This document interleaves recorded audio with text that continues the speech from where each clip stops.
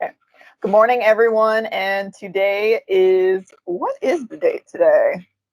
May 28th, Tuesday, May 28th. We are recording this on Tuesday. So welcome to this week's Beef Brunch News Update. We are missing our fearless leader this week, but we do hope that she is enjoying a much needed vacation with her family this week. So I'll go ahead and get us started today. So of course, just starting to talk about the weather, right? We definitely had, some crazy rain and weather events that have happened. We probably talked about those, 2 weeks ago. Since then, I would say probably within the last week and a half, almost 2 weeks, we haven't probably seen a drop of rain since then. It's gotten very, very hot, very humid. The flies are out, the mosquitoes are out. It's given the ground a chance to dry up a bit, and we're seeing a lot of stuff going on in the fields. I see a lot of hay being baled, quite a bit. We've tested a few. I tested a few ryegrass hay bales that were done probably about a month ago or so, and those came back. I'd say probably average about 9% on crude protein, and pretty good on the TDN as well. So we saw some good stuff there. Get a couple calls still about just looking at some pastures. We're still seeing quite a bit of weeds that are just growing and just need to be taken care of, whether through bush hogging, spraying some different chemicals and whatnot. So all that going on. I still have people very often doing some soil samples as well, and I haven't made a call to the lab in a bit. I know they were a little bit more backed up than usual last time I called a few weeks ago, but I'm still seeing some soil samples come through pretty regularly. So every now and then we'll have a low pH that's going to need a lime application, of course. That's going to take some time to incorporate into the soil. And then just some different, fertilizer recommendations that we see there. Some for grazing, some for hay. But just with the conditions the way that they are, I think it's looking like we should have a pretty good hay season coming up here soon. I'm also this will be week 8. I'm on week 8 of my Master Cattleman class now.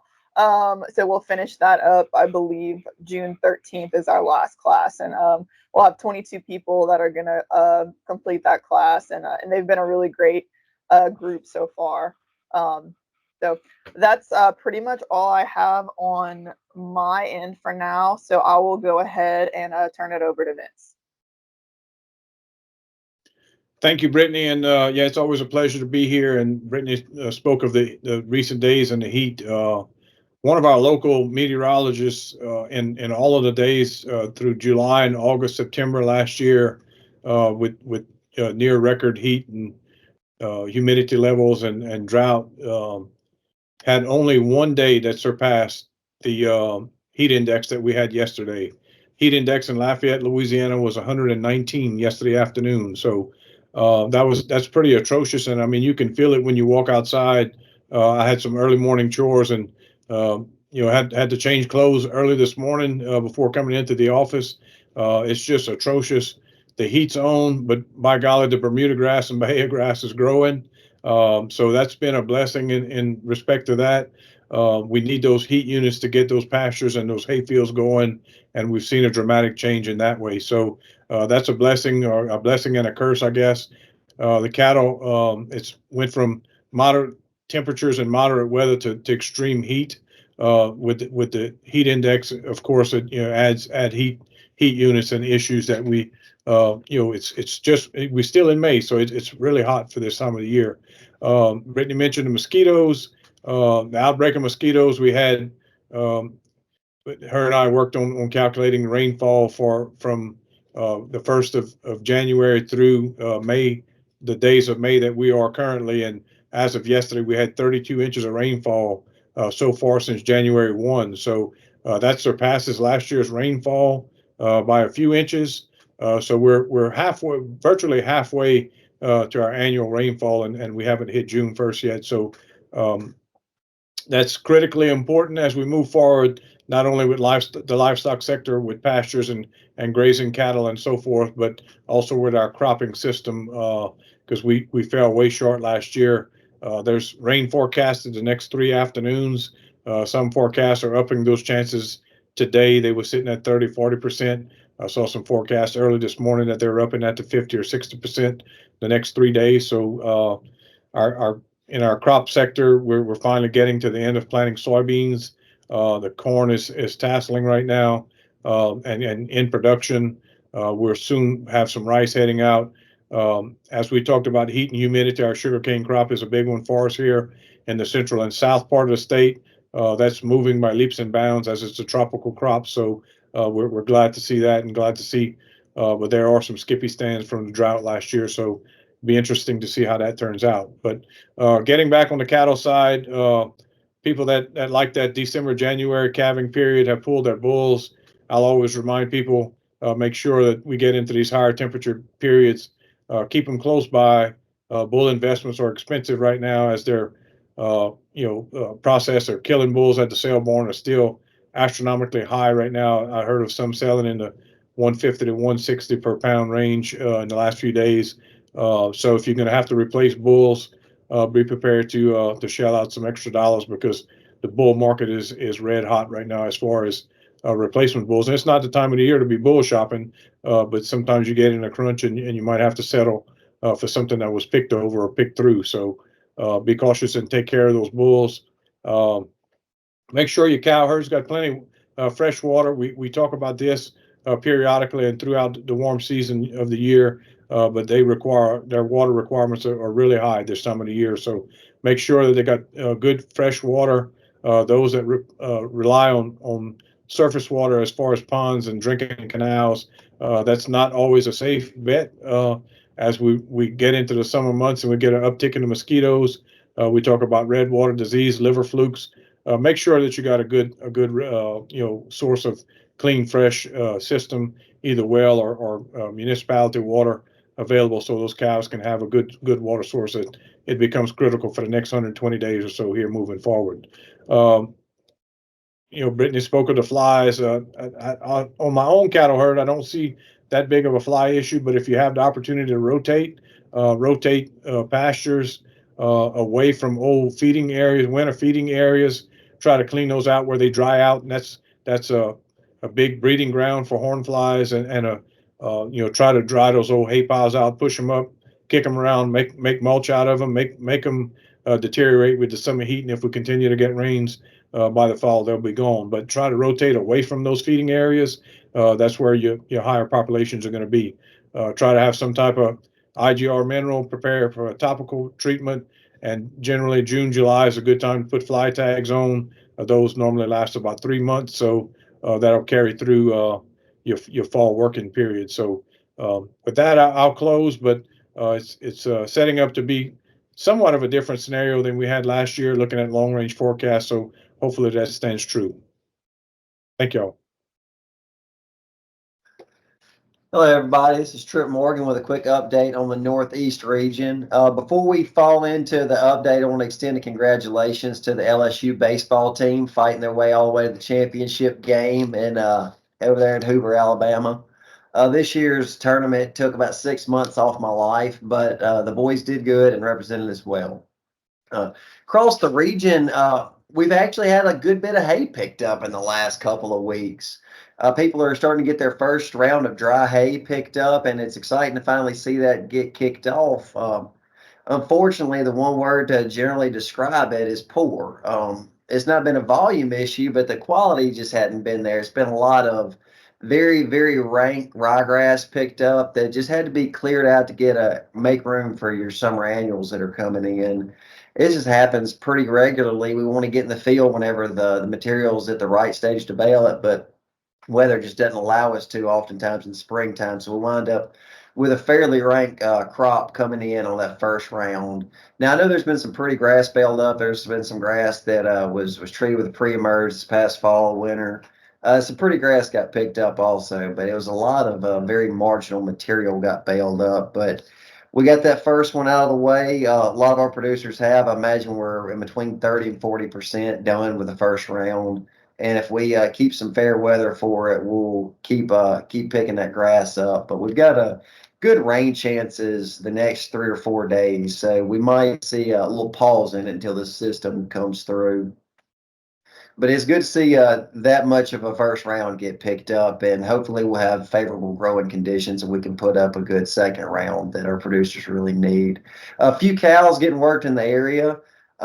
Just echoing a lot of what Vince said, guys, it is summertime hot. It has gotten bad hot in a hurry. So if you have to put flight ope on or you still have some vaccinating to do, guys, get done as quick as you can. Don't do anything after dinner unless it's absolutely necessary. We are getting to temperatures now where animals will start showing extreme signs of heat stress. Even whenever, the thermometer only says that it's 85 degrees, 85 degrees plus high humidity puts a lot more strain on these animals than you think it does. So just be aware of the temperature, be aware of the time of day whenever you're doing things with these animals. That is about all the update I have for our region. Lee, I'm going to pass the baton on to you, sir. Good morning, everyone. Glad to be with you all here today. I missed the last news update or two, and I really missed visiting with you all as far as that goes. Coming towards the end of this news update, I could just say ditto on most everything that Vince and Tripp and Brittany talked about as far as the heat, humidity. It's been astronomical. A little different story for us in the northwest corner of the state. Tripp kind of alluded to it a little bit. We've been getting a pretty good bit of rainfall. It's been almost incessant. The problem is we've had periods of 2 or 3, 4 days with no rain and good haymaking weather. But I've talked to many producers and myself included. You don't have enough drying time. There's water standing in fields, saturated soils, and you don't have enough drying time to be able to get in there and get the crop made, so to speak. A lot of disappointment on the first cutting.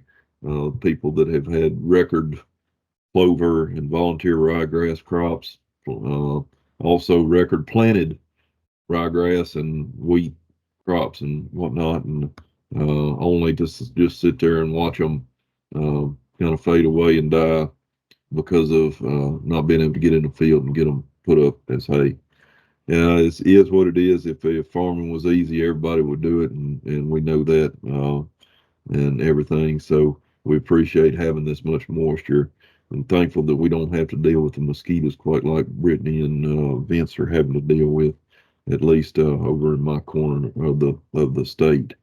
You got a lot of people that are moving cattle right now, whether it be forward contracted calves, fall born calves that are being weaned right now that were forward sold or forward contracted.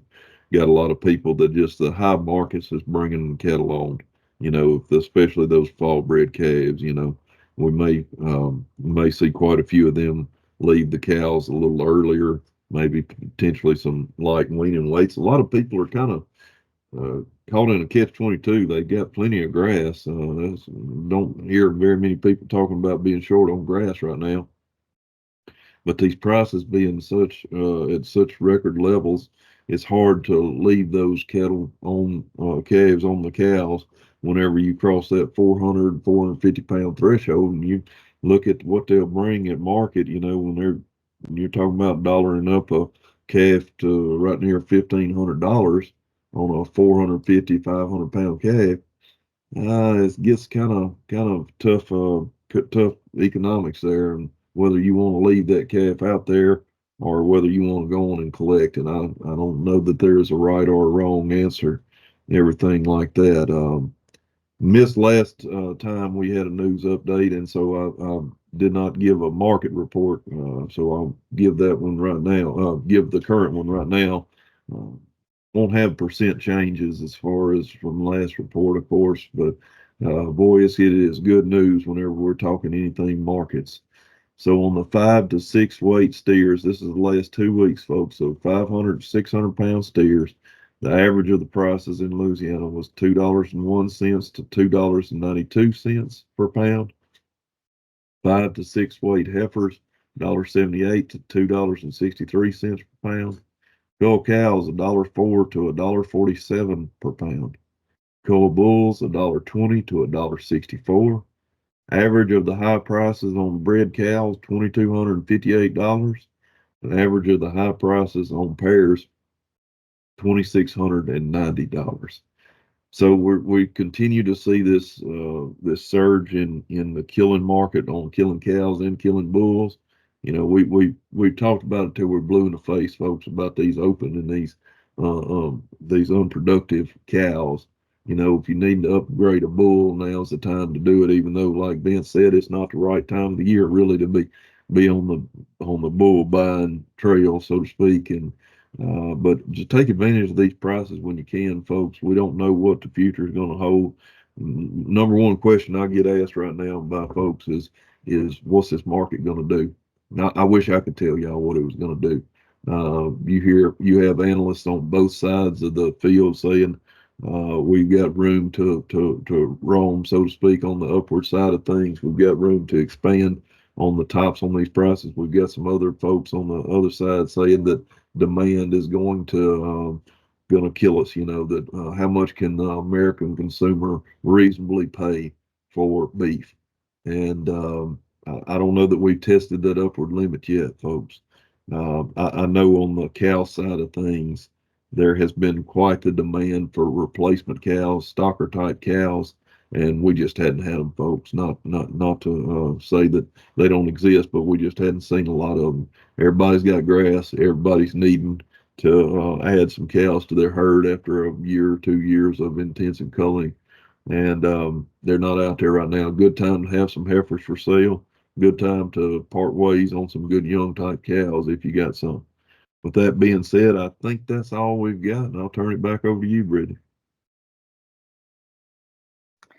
Thanks, Lee. And then I did say this in my update earlier, but I did make it out to Dominique's in Opelousas last Tuesday and watched their sale for a bit and visited with some producers. And those prices are still way up there. I mean, I remember seeing this kind of Charlotte cross looking bull come through, just real heavy muscled, and then we watched what he sold for by the pound, and then when he went across the scale and did some quick math, and it was like, that's over $3,000 for kill price. So but yeah, so I did want to also, just before we close, the Louisiana Grazing Lands Conservation Initiative, they do have a pasture walk coming up this Thursday. It is at Ed O'Neill Farm Tour, which is over in DeRidder. So if you're in that area and you want to check out, what they've done, from what I've read, it looks like he converted some forested land over to pasture over the last 2 to 3 years. And we have several people that are going to that. They do ask that you pre-register, so you can go to their website. It's LouisianaGLCI.org and navigate to events, and you'll see that right there. I know we have that coming up next week. I'm looking forward to seeing all of you at our county agents convention up in Natchitoches. So, and then if y'all have if there's any other events or anything, it'll be, you'll be able to find that in the description of the video and the podcast down below.